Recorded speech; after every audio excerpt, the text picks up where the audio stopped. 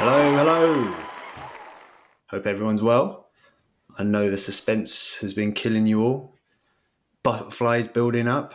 But don't worry, the time has come. Episode 6 of the SIUUUPLEX Podcast. So if there was a time, stick your phones on silent, lock your doors, pause your notifications, Teams, Slack, tell your boss you had to go to the vet, and enjoy the next, half hour? I love it. I love it. Kish commanding the audience's attention, and we have less than 20 subscribers. Love it. This is how you build them up. But no. We're having fun here, and I've been looking forward to this one. So I have my tombola ready. Aj has his drums ready. But actually, I've got a quick question for you, Aj. Very quick. Go for everyone it. else, feel free to chime in here. If you had to relive, Aj, one WWE moment and be in the crowd for that moment, what would it be? Oh, that's a absolute grand slam of a question. No pun. Oh my God, there's so many. Like, I think about when Triple H came back after Backlash, was it? When he had that knee injury, the quad injury, yes. sorry.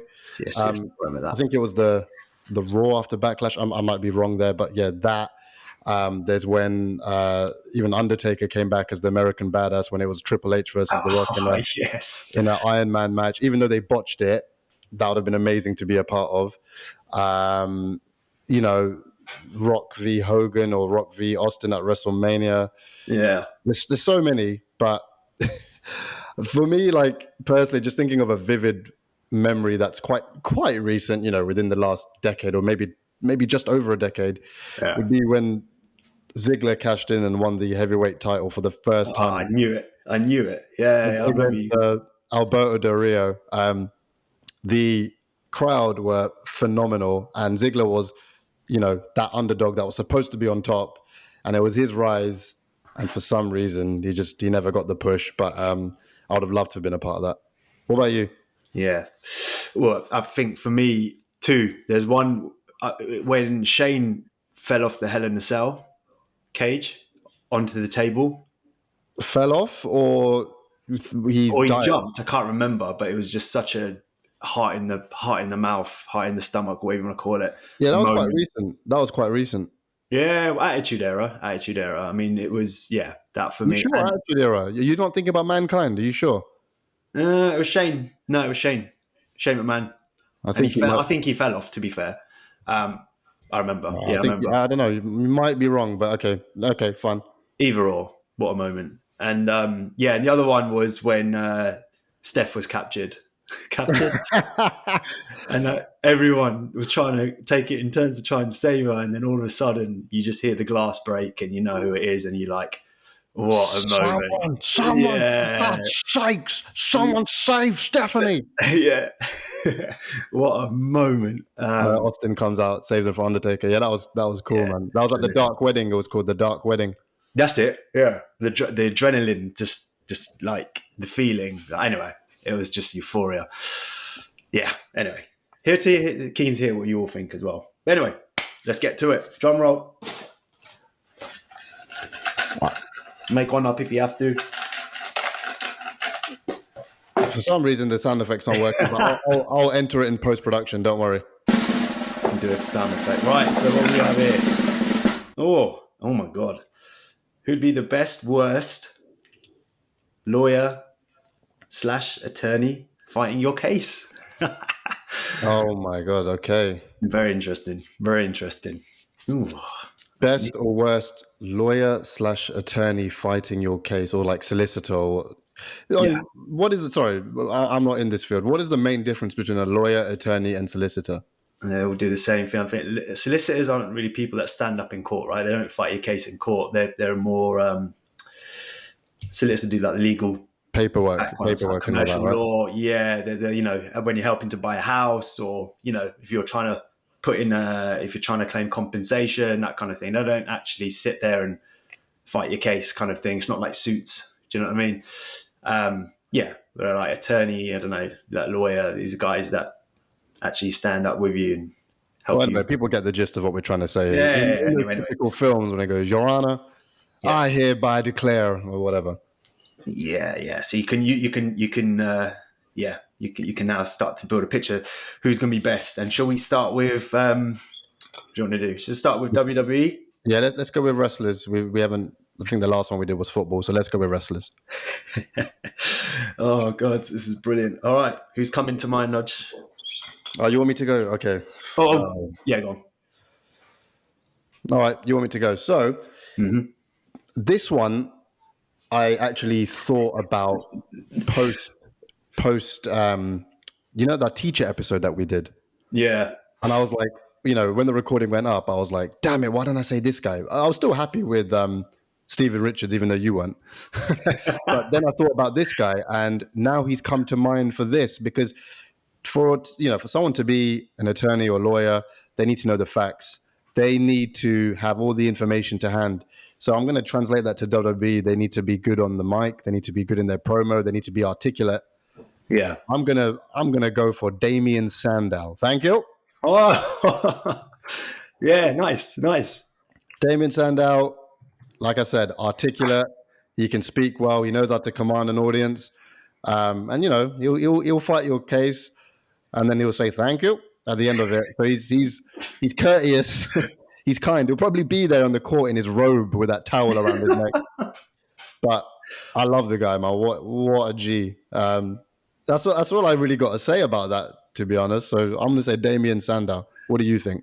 Yeah, I think you're right. I think he's got that confidence. He's got good posture as well. Actually, I don't know if that makes a difference, but yeah, posture brings confidence. I don't know if you really want to overthink going against that. The judge might not like the long hair and the beard, and might judge a book by its cover. They want someone with short hair, clean shaven, to be a trustworthy lawyer or solicitor, but that's just overthinking it. Yeah, he's respectful. He seems like he conducts himself well. I think, you're right. I think it speaks for itself. Do an impression of him, actually, apart from thank you. He used to do something else, didn't he? He used to do, I mean, in terms of traits, he used to do like a cartwheel. That won't go too well for him. In terms of voice, like, he's got a generic voice, isn't it? Like the court of law. You just said thank you, man. That's it. Thank you. Thank you. Okay. So actually, this is quite good, because then it's going to be your lawyer versus my lawyer, effectively. That is effectively what's going to be happening. So, So I think, I'm thinking now, if I had to face Damien Sandow, who would I think? So I would go for the Ayatollah of rock and roller. Jericho. Chris Jericho. What? This guy's like rock and roll. What? Go on, elaborate. So elaborate. He can tell a story really well, and he's very. I think he's really. I say influential and manipulative, but manipulative in the sense that he can control the tempo of how things are going. He can control the emotion. So when you're speaking to a judge, you see all these movies where you get all these, people, or the lawyer getting patriotic over their client, and saying he's done so well for the community and stuff, and people in the audience start crying, and like the audience and the judge goes, yeah, I think this guy deserves another chance, and then they like close the case, kind of thing, and he's found not guilty. I think Jericho could do that. I think he's really good. I know he's got a funny side to him, like, welcome to Raw is Jericho. Like, he's got that kind of entertaining, but he's also got that. He does a podcast as well, doesn't he? He does that. Exactly. Everything. So he can tell a story, and I think he can build emotion behind that story as well. He's got a very eccentric, like you said, rock and roller side to him, but he's got that kind of tell a story from experience. He's a Hall of Famer. Do you know what I mean? Like he's got charisma. So for me, I feel like he can influence and mold a conversation based on that alone. So I think he'd do particularly well. And he's quite he's quite out there. Like Damien Sandow's quite introverted. I'd say Jericho's more extroverted. So, that kind of extroversion, that extroverted power would come across well in a court of law. And yeah, I think he could twist the judge's arm quite easily on that. No pun in that, but yeah. I'm disagreeing, man. 100% disagreeing. Cool. Sorry. That's what I mean. No lawyer would agree with the other lawyer, right? So that's what it's about. Jericho, like, come on, like, yes, he exudes charisma. He's got nothing but charisma. Like, he's amazing. I love Jericho. He's one of my favorite wrestlers. But the way he dresses, the way he speaks, he's a rock star. He's a rock star. Like, even if he was to wear a suit, just his hair, and like, he always has some pizzazz about him. He'll wear spikes on his shoulders, for God's sake. Like, you should see him. Like, he's still kicking ass in the wrestling world. Yeah. And he's always updating his gimmick, but he's always got something flashy about him. You don't see that in conventional lawyers or, attorneys, whatever. And you don't want that. You want people just to spit the hard truth and the facts. You don't want them to be in there for themselves and to show off and be charismatic. And if if the judge like depicts his client as guilty, he will go, "You will never, ever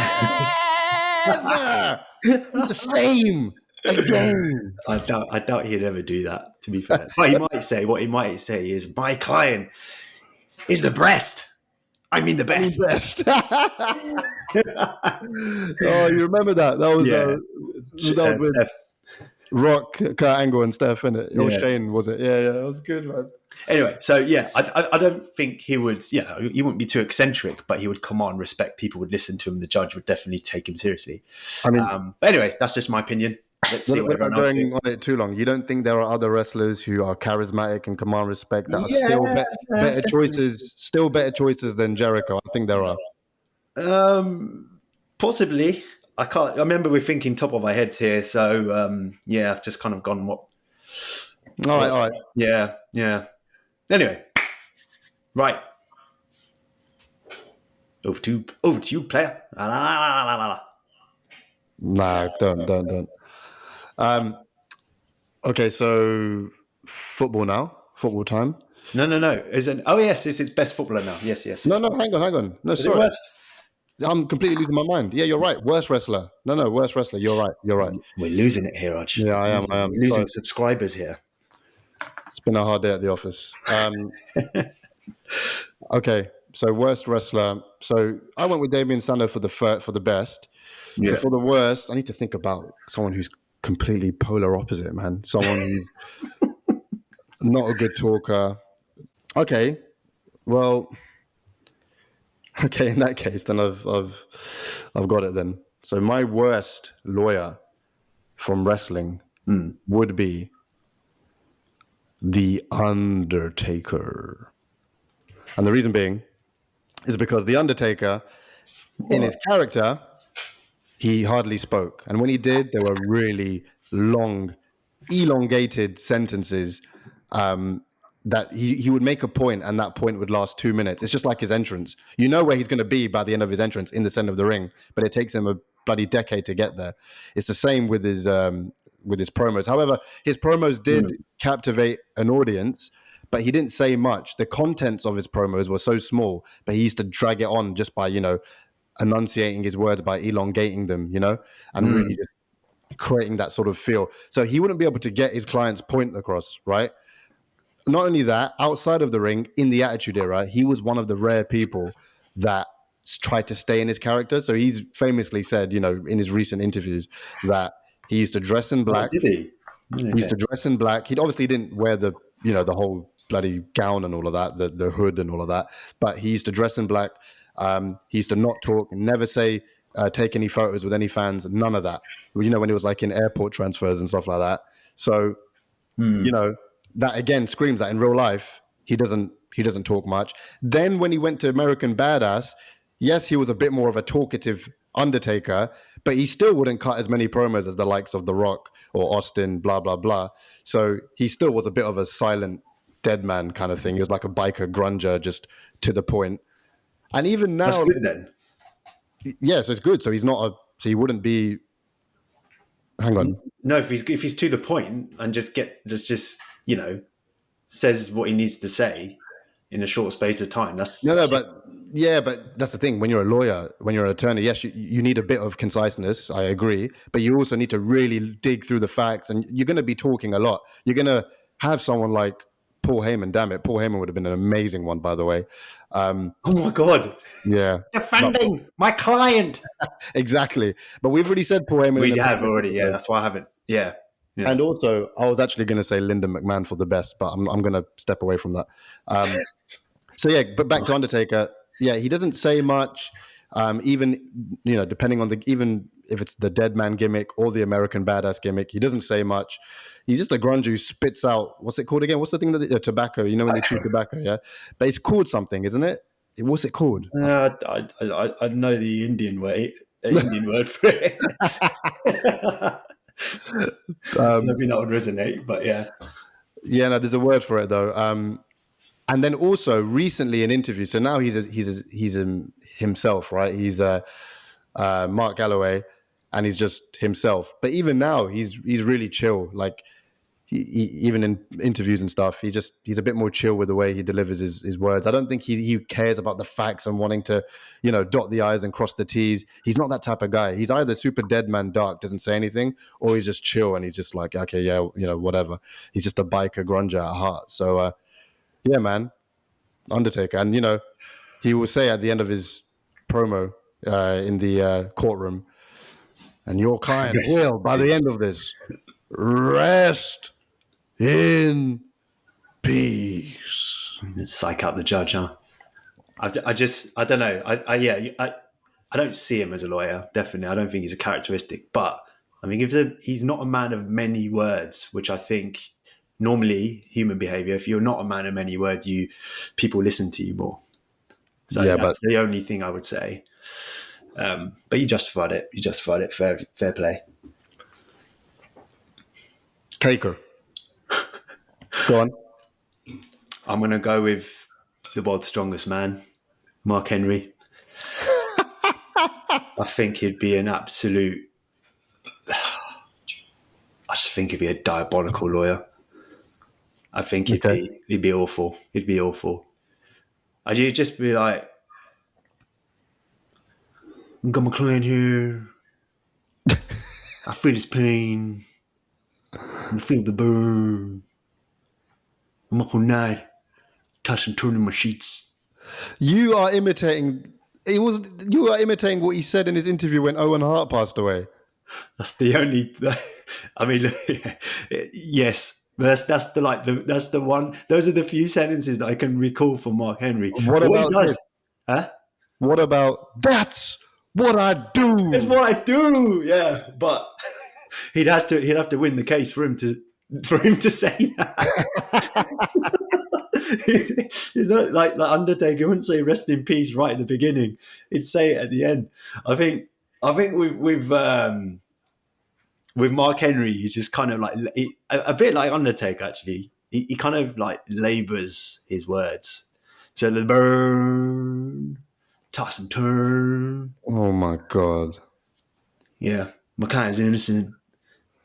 Okay. Man, he's guilty. Like I don't know. Like he's just. I don't know. I just don't see it happening. Like like he does a lot of his talking through action. There you go. He does it a lot through action. Like when he walks into the ring, I don't know, Royal Rumble, whatever, it's like, oh shit, it's Mark Henry kind of thing. He doesn't do many promos. I don't know. You might correct me on that, but I don't see him doing many. He just comes in, like, what's his thing? Come in, destroy, go home, or something like that. Who's I don't know. Well, there's a few like that. He had a slogan like that, but I guess you see where I'm coming from, right?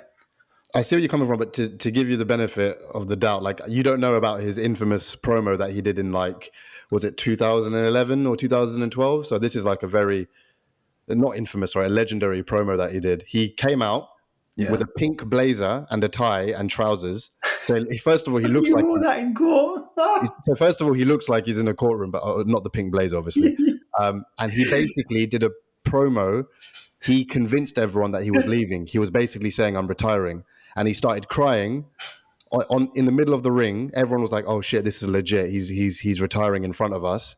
Yeah. He made a big song and dance about it. It was like a 15-minute promo. Then John Cena came out, paid respect to him and hugged him.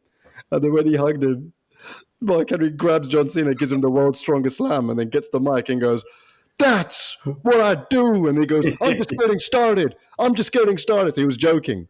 So he convinced everyone in the crowd that he was retiring, and it was a proper heartfelt. Like he cried and everything. So if he's able to do that and convince an audience of thousands that he's retiring for real, for real, this set Twitter alight, everything, and then all of a sudden turn it into an angle and say, "No, I'm not going anywhere. I want Cena's title."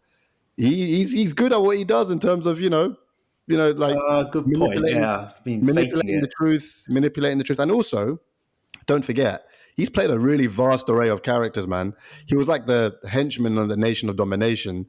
Then he became sexual chocolate, super opposite, like not a tough guy, just like all smiles with the ladies, with not Fabulous Moolah. Who is it again?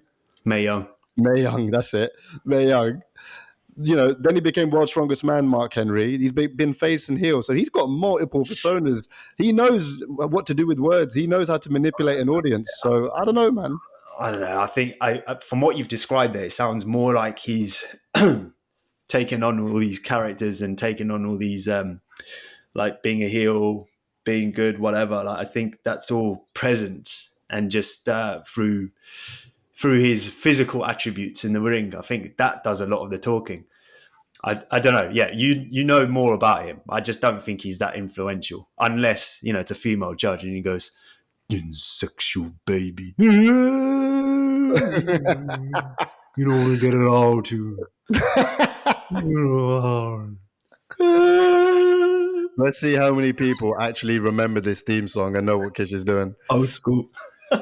Proper old school. But, yeah, I look. I don't think. I think he's done well. Yeah, like you said, he's done that kind of. He's fooled people. You can put on an act or whatever, but in law, you've got to back everything. In court, you've got to back everything through evidence, right? Like you can't just you can't fake the truth or hide the truth, kind of thing. So I think what you're saying does apply, but I don't think it applies in a court of law. So, didn't Mark Henry at one stage, remember Right to Censor? I mentioned it in a previous episode. Didn't he join them at one stage, like towards the end of Right to Censor? He might have. I don't know. I don't remember that. Well, anyway, I would suggest to everyone, and even to you, Kish, I'll watch that promo with him in the pink blazer, and then you'll know what I'm talking about. Maybe, yeah. I think okay, fine. I think that does go to his credit, but I think that's just one segment. I think we're going to look at someone a bit more consistent with it.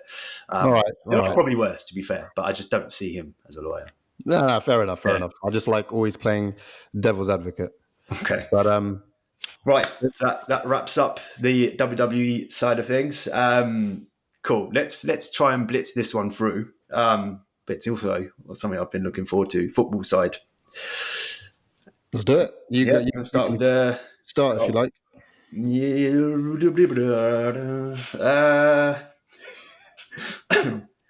got a good one for the worst.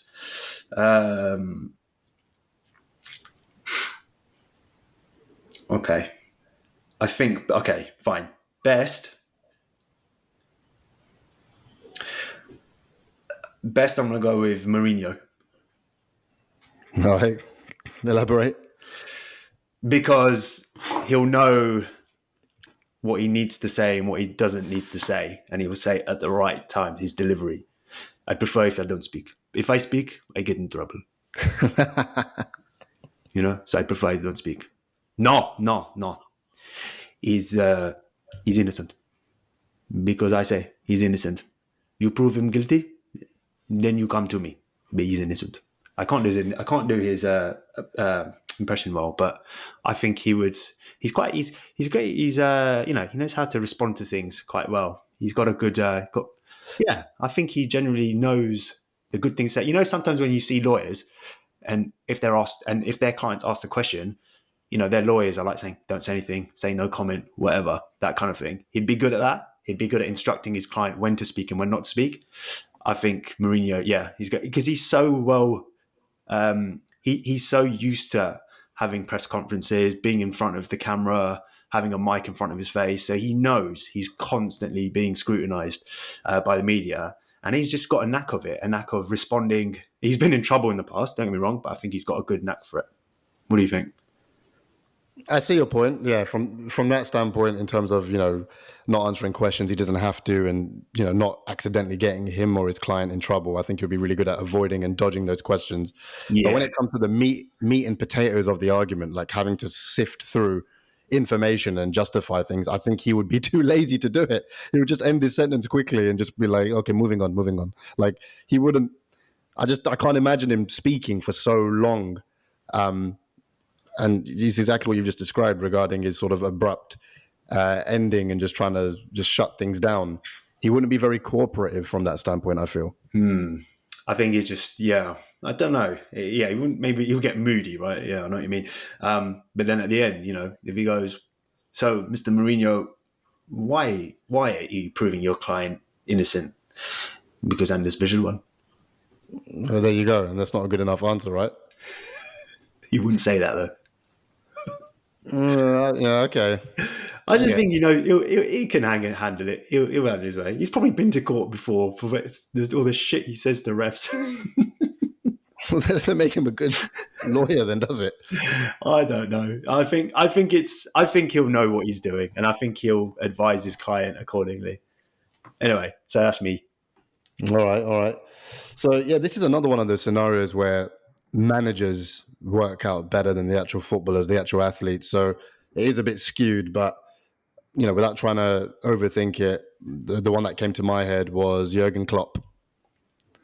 And the reason, like, mate. I'm not too sure about that one, but yeah, go on. So I think Jurgen Klopp, I think he's very articulate. I like his interviews. I think he explains situations well, despite being foreign and not in English, not being his first language. He's also very charming. So it's what you said about Jericho, except in a more suitable and professional manner. He's quite charming. He just flashes. He just grins and flashes his set of gnashes, his white teeth. So he can be somewhat charming, but not overboard where it's inappropriate. But when he gets serious and he wants to prove a point, you see it. When Liverpool aren't doing well, he's so stern to the camera. And he's like, we just weren't good enough. We just weren't good enough. Yeah. Like I can't do it. Yeah. I can't do it. But he's so charming. But then he can be really serious, and he can address the facts. And I also think he commands respect.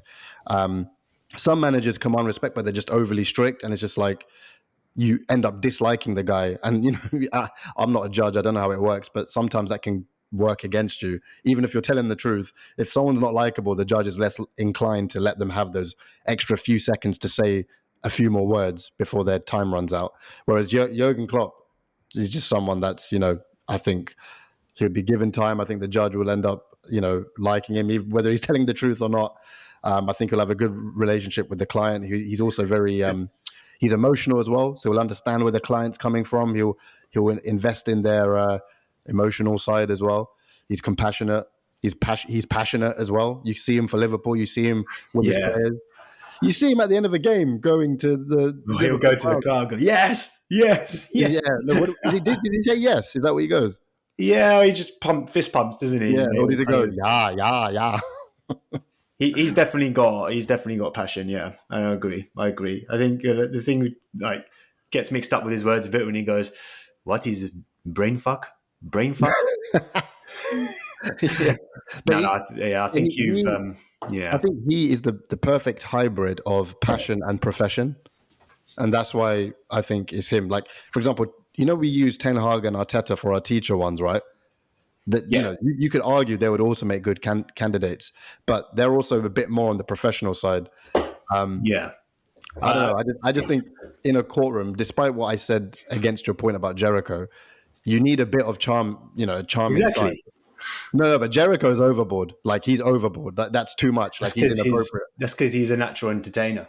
But yeah, I think you might have pipped that one with Mourinho. I think Mourinho's a bit more closed off, and probably might just lose his composure a little bit compared to Klopp. I think Klopp does lose his shit, but I think he's a little bit more, you'd have to chisel a little bit further. He's a bit more thick-skinned, I think. So, yeah, Yeah. with that in mind, I think he would be better. He's got more of a poker face as well because he's got those bright, shiny, like double glazed glasses covering his Who? eyes. Klopp.